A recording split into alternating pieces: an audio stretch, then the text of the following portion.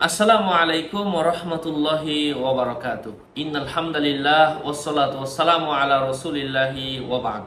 আজকে এই ভিডিওতে আলোচনা করব যে স্ত্রী তার স্বামীর বাড়ি থেকে পলায়ন করে সংসার করতে চায় না, তাকে সংসারের প্রতি মনোযোগ আকৃষ্ট করার জন্য, সংসারের প্রতি তার মন বসানোর জন্য, তাকে ধরে রাখার জন্য কোরআনের দুইটা আয়াত বলে দিব। যেই দুইটা আয়াত অনুযায়ী আমল করলে আল্লাহ সুবহানাহু ওয়া তাআলা আপনার যে উদ্দেশ্য নিয়ে করবেন সেই উদ্দেশ্য পূরণ হবে। অর্থাৎ উদ্দেশ্য হচ্ছে স্ত্রীর পলায়ন করা, স্ত্রীর চলে যাওয়া স্বামীর বাড়ি থেকে, এটা যেন বন্ধ হয়। এমনই আজকে একটা আমল বলবো কোরআন এবং হাদিসের আলোকে। আলোচনা বুঝতে সাথেই থাকবেন। যারা এখনো চ্যানেলটি সাবস্ক্রাইব করেননি, ভেরিফাই চ্যানেলের ডিসক্রিপশন বক্সে ক্লিক করলে পেজ এবং আইডি আসবে। এটা ছাড়া আলাদা অন্য কোনো পেজ নেই, আইডি নেই, ইমো নেই, হোয়াটসঅ্যাপ নেই, টিকটক নেই।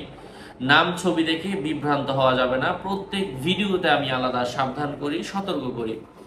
বারবার বলার পরেও সাবধান না হলে এর দায়ভার আমি নিচ্ছি না। হ্যাঁ, 2 বছর যাবত আমি বলে যাচ্ছি। প্রথমত যে আয়াতটা বলবো, এই আয়াতটা 70 বার পাঠ করে কোনো কিছুতে ফু দিয়ে খাওয়ালে আল্লাহ সুবহানাহু ওয়া তাআলা আপনার সেই উদ্দেশ্য পূরণ করে দিবেন। কোনো কিছুতে ফু দিয়ে খাওয়াতে হবে, 70 বার করে খাওয়াবেন। এটা কোরআনের একটা আয়াত। এখন যদি চলে গিয়েই থাকে, তাকে আবার আনার জন্য, হ্যাঁ, যদি ফু দিয়ে খাওয়ানো সম্ভব না হয়, তাহলে সেক্ষেত্রে আপনার জন্য হচ্ছে আজকের এই আমলটি, যা এখন আমি বলবো। দ্বিতীয়ত যে আয়াতটা বলবো, এটা মিশক, আম্বর, জাফরান কালি দিয়ে লিখে ওই যে বাড়ি থেকে চলে গিয়েছে ওই বাড়িতে পুঁতে রাখুন। ইনশাআল্লাহ আল্লাহ পাকের অশেষ রহমে ফিরে আসবে। আমি আয়াতটা দিয়ে দিব, 2 বার 2টা আয়াত বলে দিব। আর এগুলা লিখতে হয় অবশ্যই মিশক, আম্বর, জাফরান কালি দিয়ে, এবং লেখার এক ধরনের পেপার পাওয়া যায়, সেই পেপার দিয়ে। হ্যাঁ, অরিজিনালটা অবশ্যই যাদের প্রয়োজন যোগাযোগ করে আমার থেকে নিয়ে নেবেন। 01908183699 কালি আপনারা চাইলে নিয়ে নিতে পারেন। অথবা আপনি যখন কালি নেন, বললেন যে হুজুর এটা লিখে দিন, তো আমি আপনাকে লিখে আপনার থেকে যখন কালিটা কুরিয়ারে নেবেন, ওই সাথে এটাও নিয়ে নিলেন। কারণ এই কালির দ্বারা অনেক কিছু করতে হয়, অনেক কাজের ক্ষেত্রে এই কালিটা ব্যবহার করতে হয়। তো যদি প্রয়োজন পড়ে একসাথে কালি কিনে নিলেন। যাই হোক, আমি এবার 2টা আয়াত বলে দিচ্ছি, যা চাইলে নিজে নিজেই করতে পারেন।